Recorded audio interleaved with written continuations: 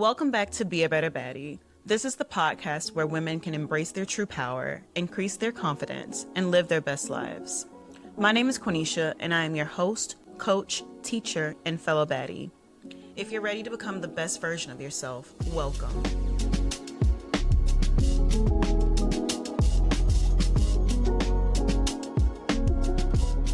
Alrighty, everyone, welcome back to another episode of Be a Better Baddie. I have been talking a lot about my rebrand, and in case you didn't know, I am in my hard launch era. So I'm in step 4, where I encourage you to start talking about the things with everyone, and all of the baddies should know what I'm up to because I'm sure all of the baddies are in this process as well. So if you wanted to learn about the 4 steps, definitely go back and listen to that episode about how to do a personal rebrand. Came out a couple of weeks ago. So that'll give you the full layout of how to do it. And if you go on my Instagram as well, at Be a Better Baddie, you will see plenty of graphics about how to do so as well. So today I want to talk about self-care practices that I've incorporated into my life that have elevated my life. And when we are talking about self-care, we're not necessarily just talking about the superficial, even though that is very exciting. I will not sit here and lie to you. That's exciting, but it's not the whole story. So today we're going to spend a little time talking about 10 things, a lot of time, talking about 10 self-care practices that have elevated my life. So if you are interested, if you're excited, do make sure you grab a pen, pencil, whatever you need to write on, and let's jump into today's topic. So number 1 will be consume better quality products. What you eat in private will show up in public, whether that is through your skin, your weight, your teeth, your mood, your mental clarity, your nails, literally everything you can think of. What you eat affects that. So when I say consume higher quality foods, I don't mean I started breaking the bank to buy organic, gluten-free, vegan Cheetos, right? I mean, I'm talking about consuming more fruits, more veggies, more whole grains, and more lean proteins, and with that, less processed foods. Now you're probably saying, Quenisha, how is this life changing? It is, I'm telling you. The way my mood is so much better with cutting out processed foods is crazy. Like when you eat like junk, you feel like junk. And sometimes it's also the opposite. Sometimes you feel like junk, so you do eat junk. There was a point a couple of days ago, I heard some really bad news, and it really got me in a bad mood. And I just wanted to eat junk because that is what I was feeling like, right? But then I decided, oh, I'm actually feeling like crap as I keep eating more junk. So then I went back to eating my better quality foods, my high quality foods. I know I always talk so much about how my life has changed for me since I've started working from home, but it is so true. In the office I worked in, there were always so many snacks. And no matter how hard I tried, I would always end up with one, whether it's a trail mix or a little bag of chips. Just like I would always just have a snack. So now that I'm home, I'm in control of what food is in my office. I don't consume those anymore. And I can say that I think it has contributed to me feeling better. Now, I'm not going to say I don't eat any treats at all because that is a lie, because I do put some treats in my shopping cart. Like, who doesn't? Because I still love sweets. So I don't want this to sound like I am the holy queen that eats clean all the time. Like, that's not what I'm saying. I'm saying I'm I'm trying to make better choices with what I consume, and through that I feel better. Also, eating cleaner, better quality foods, I notice I don't feel as bloated all the time now. Before my food upgrade, I always felt like this constant pressure in my body, like I felt puffy. And I feel like I don't have to explain to you guys why not feeling bloated and puffy anymore is good. This is the only body we have. This is the only body you will be blessed with. You cannot go exchange it for another one or go upgrade your organs or anything like that, right? So, really thinking about it that way, making sure I feed the body that I have right now the right way is most important to me. I really do like the rule of if you don't understand the ingredients in something, then don't eat it. So I just try to apply that to my life as much as possible when I'm in the grocery store to simplify this process of eating high quality foods, because I think it can get very complicated when you are going for those foods that are branded as healthy, because those things have a lot. If you look at the ingredients, those things are loaded with so many different artificial ingredients. So I don't know. That's the first thing. So eating cleaner food, better quality food. Number two, this self-care practice that has elevated my life is journaling. So whatever you want to journal about, it is so good to release those thoughts that are circling around in your head. I use various journaling methods because honestly, I get bored doing the same thing and I need to process different thoughts differently. So, my primary way of journaling now is my Baddie Goal Grid. If you don't know what the Baddie Goal Grid is, it is pinned on my Instagram at Be a Better Baddie. And it's basically my way of planning and prioritizing for the day and then reflecting on my progress with those things. So, Baddie Goal Grid is there. I do gratitude journaling occasionally. I don't do it necessarily every day, but just to sit down and write the things I'm grateful for, that's also very helpful. And then stream of consciousness. So really writing out my thoughts, just flowing until I can't anymore. And I really use this when I am going through something, I'm processing something happened, and I just need to write it out, because writing it out is helping me process what happened and decide what I should do next or any possible next steps. All three types of journaling definitely serve some purpose at some point.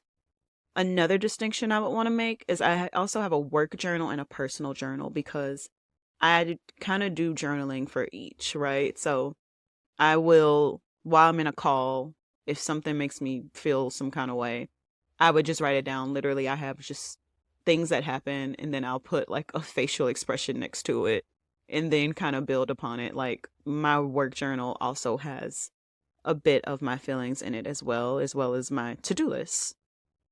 Journaling elevated my life basically by making sure that I plan, prioritize, reflect, process, and dream. Definitely. We're going to talk about dreaming later, but being able to put my life and my feelings into order is self-care in itself. The third self-care practice that elevated my life is assuming the best in people. So have you ever seen a movie, or maybe you even know somebody? This person is always assuming the best. Like they assume life will do no harm to them.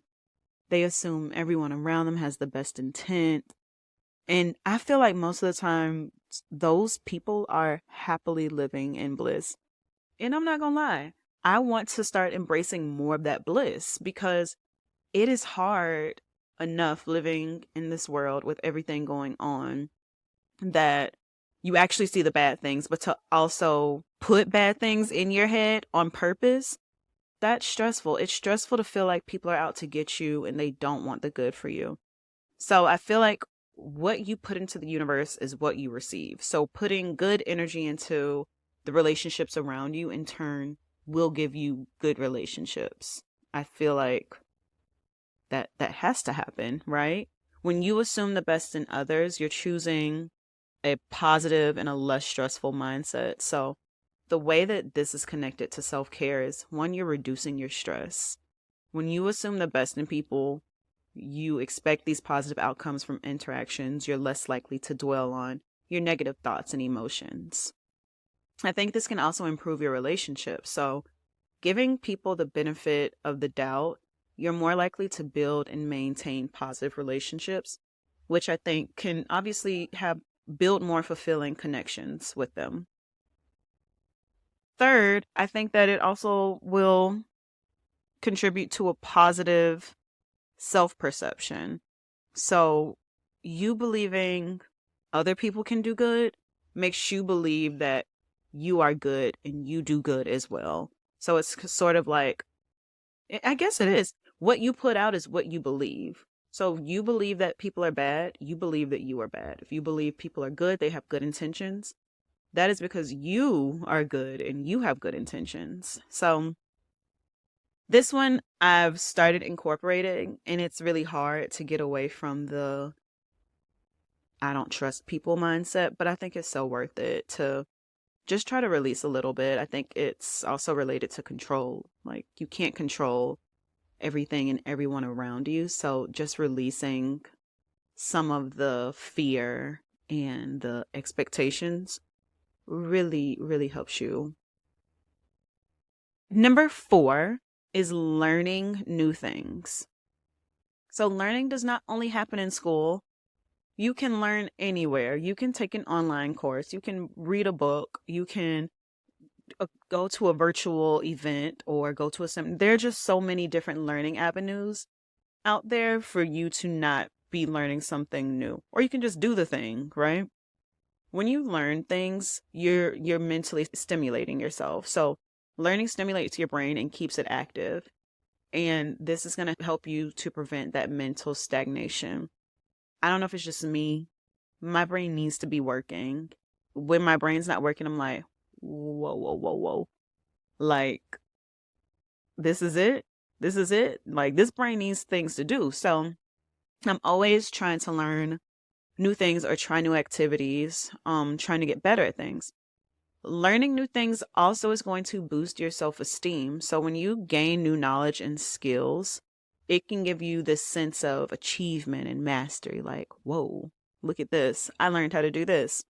So when I think about like Duolingo or any other like language learning app, like they give you rewards throughout the process because you've achieved something, you've mastered a certain level of the language. All of those things really do matter. And I want to add that learning new things doesn't need to be in the traditional sense of like enhancing your soft skills or expanding your knowledge, like reading more about chemistry or learning how to talk to people, right? It can be those things, but it can also be like practical things like learning a new sport or learning a new language, like I mentioned earlier, or like knitting. It can be literally anything that you don't know and you work through the process of learning how to do it and challenging yourself. Your brain is going to like that. Your brain is going to say, hey, let's grow. Hey, we can do anything. And you want your brain to think that it can continue to grow and continue to learn new things and continue to get that workout in. And you're also fighting off dementia and changing your brain chemistry by learning something new. So I advocate for learning new things. Right now, I'm learning how to still play tennis. I think I will be learning how to play tennis for at least the next 2 years because I'm just not naturally a sports girl. Like, I'm not. Like, I don't have what is it? Eye hand coordination.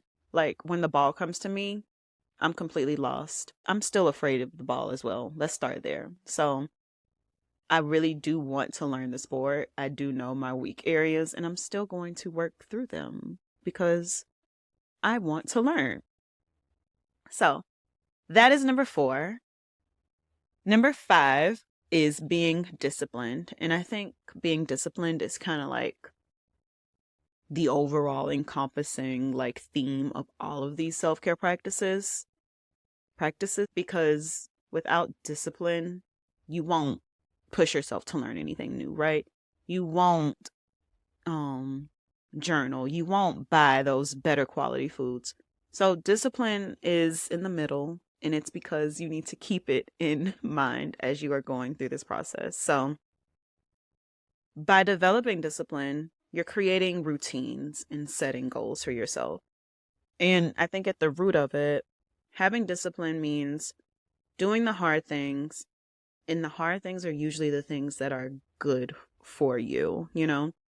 In my experience, the satisfaction you feel from practicing discipline majorly outweighs the comfort you feel from doing the easy thing.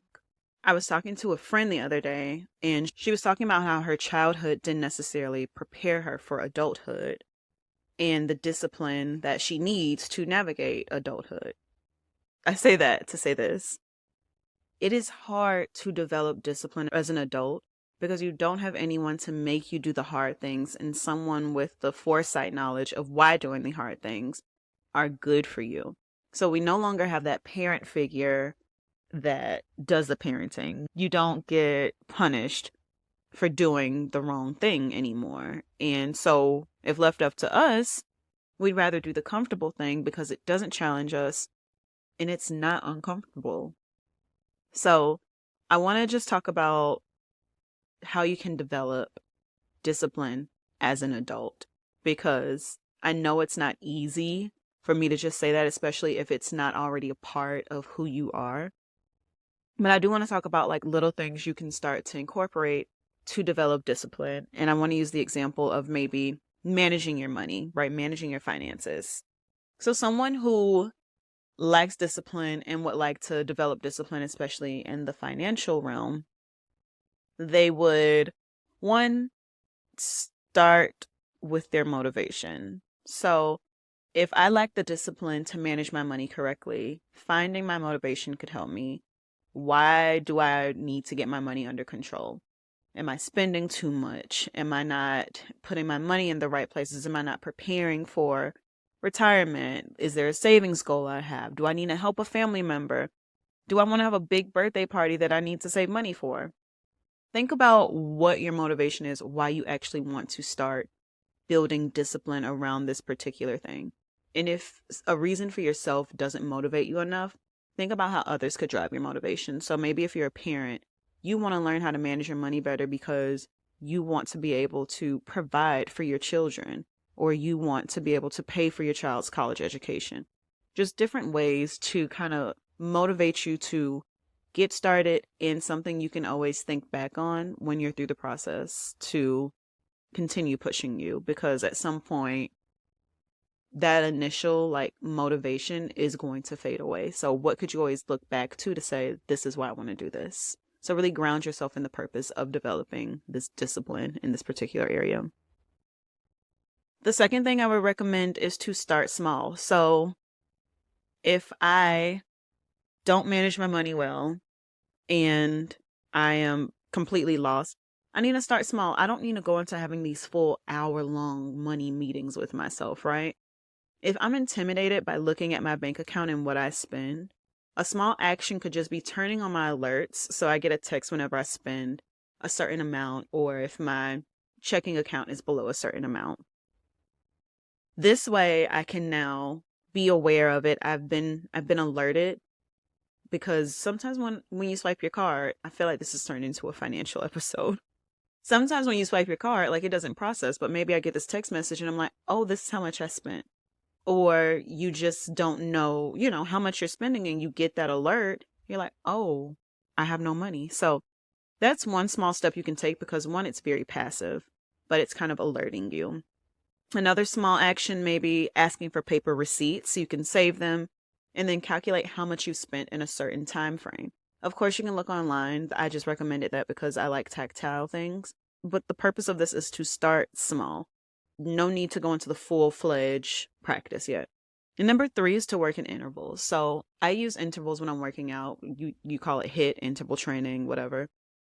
But it's the same concept. You don't need to go hard for 1 hour straight, right? So with interval training, when you're working out, you go hard for 30 seconds, you take a 30-second break. You go hard for 30 seconds, you take a 30-second break. So with baby girl who's working on her finances, she's setting up her savings plan now, let's say. And if it's stressing her out so much, she can do it for 5 minutes, take a 10-minute break to process, then continue working in intervals until her stamina's built, until she feels more comfortable. It doesn't stress her out as much. Because building discipline is stressful, because you're putting stress on your body. You're making it do something that it essentially doesn't really want to do. Your brain's already saying, yo, this is hard. Are you crazy? And you're saying, yes, brain, I know, but let's push through. So 3 things for you to kind of develop discipline, just to re-summarize them, because I know there was a bunch of details in between. Find your motivation, start small, work in intervals. So hopefully one of those techniques will help my baddies out there get it out the mud. I feel like I could do a full episode on this. Through all of these, honestly, I feel like I can do full episodes. So if you hear something and you're like, I want you to dive deeper into that, let me know. DM me at Be a Better Baddie, or you can email me if you're email baddie. Number 6 is regular exercise. Now, exercise does not need to be the strenuous thing. You can walk.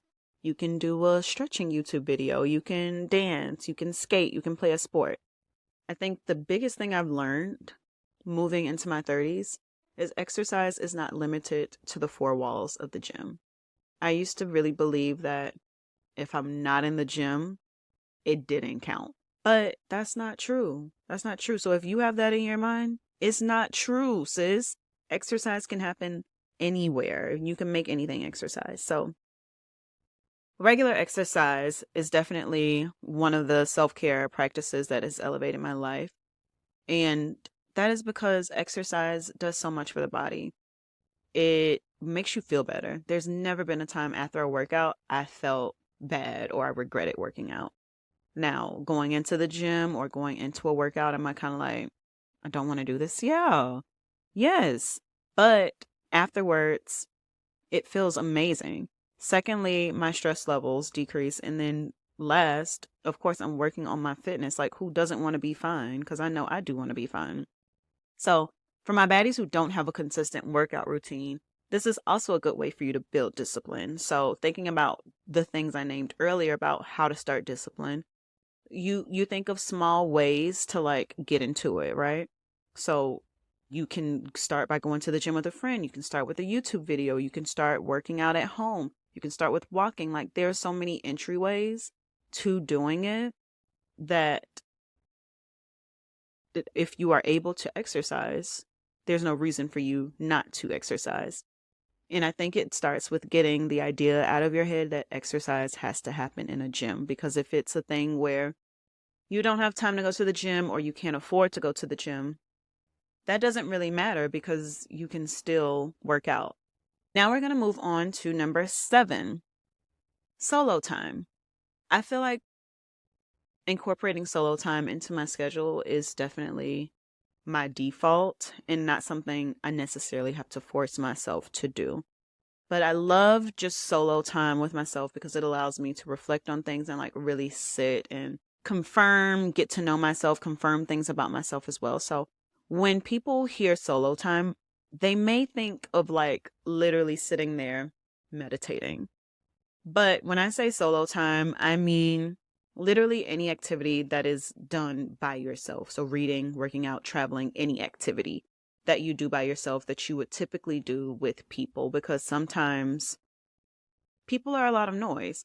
Your mom, your brother, your sister, your best friend, sometimes they are just noise when you're doing things. And it's kind of like, oh, let me actually sit and do this myself, because maybe, I mean, anything could come to you at that point, because that personally is my favorite way to like kind of meditate and set intentions by doing things, because sitting still, I haven't mastered that yet. So like washing dishes, just that solo time, it helps me. So when I say solo time, I mean like you could be at home all the time, but you're on the phone. Not be on the phone while you're washing the dishes. Just taking the time to do these things and go through the actions so that you can regroup on your own. That as a self-care practice will elevate everyone's well-being, and it has elevated my well-being because I've had time to think about things that have happened, like just random. You may have gotten into a disagreement with someone and you come home and you are just folding up your clothes and processing it, right? No TV, just you and your thoughts folding clothes. You start thinking, wow, I said that to that person. I shouldn't have said that. Or maybe I didn't even get the chance to say this. Like this also upset me, or I feel like this contributed to this as well. So that's it for solo time. Number 8 on our list is saying yes. I did a whole BBL on this on my Instagram. And I think saying yes is something that I'm learning how to do, and I love that I'm learning how to do it. So being open to new opportunities in itself is a form of self-care because you're creating possibilities for growth. We're told so many times to protect our space, our mental health, but sometimes saying no and cutting off yourself from certain situations and people are actually harming you, right? So by saying no, you can be denying yourself of certain opportunities. You could be isolating yourself. You could be stunning your growth, or even neglecting your obligations to those around you. So think about the times you said no and what the opportunity cost was. And think about all of the times you chose to remain in your comfort zone and not pursue something new. You should regret some of those times. You should regret some of the times you said no, because I can think back to times I've said no and I was like, I could have said yes. Like there was no reason. So I'm definitely in my yes era. Now, if you are coming from a people pleasing situation, I I get it. I hear you. You need to be more selective with your yeses. So you should say less yeses and more nos. But overall, stop saying no so much for the rest of you. The next time you say no, think about what the consequences are and if saying yes will benefit you in any way. Number 9 is chasing my dream. So every day I do something to pursue my dream, whatever that dream is. Obviously, my dream has changed throughout the years, but I think I always have some type of guiding light. So, chasing your dream is a profound act of self care and self fulfillment. So, if you don't have a dream, get one now. Get one now. If you don't know how to get your dream, I think starting off by thinking what younger you want it to do, and then thinking about how you can relate it to your current skill set, abilities, and interest. So when I decided to have a podcast, I knew that when I was younger, I've always wanted to perform in some kind of way. I like being in the limelight. Like I like preparing for things. I like presenting information. Like I like to perform.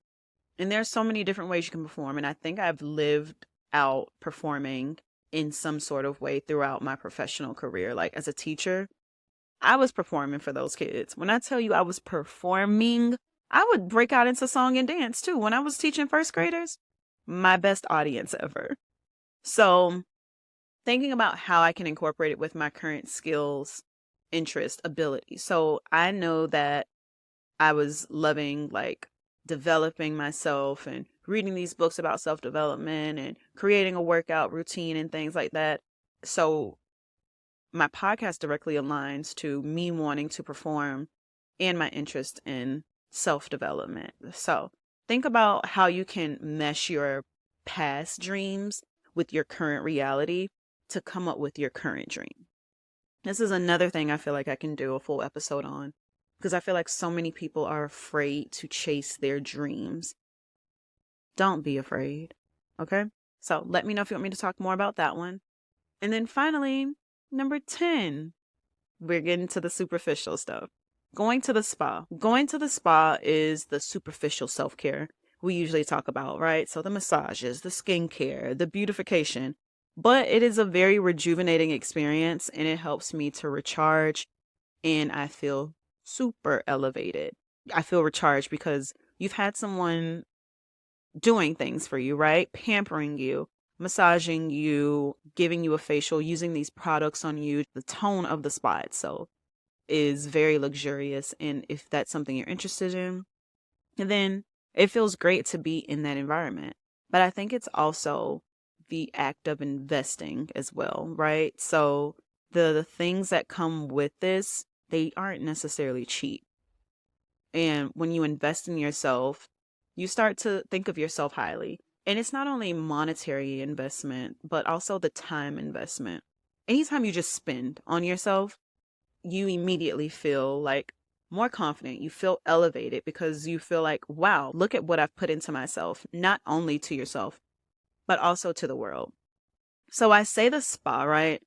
And I know that it can be expensive, but it doesn't always need to be expensive. My first spa experience was done via Groupon.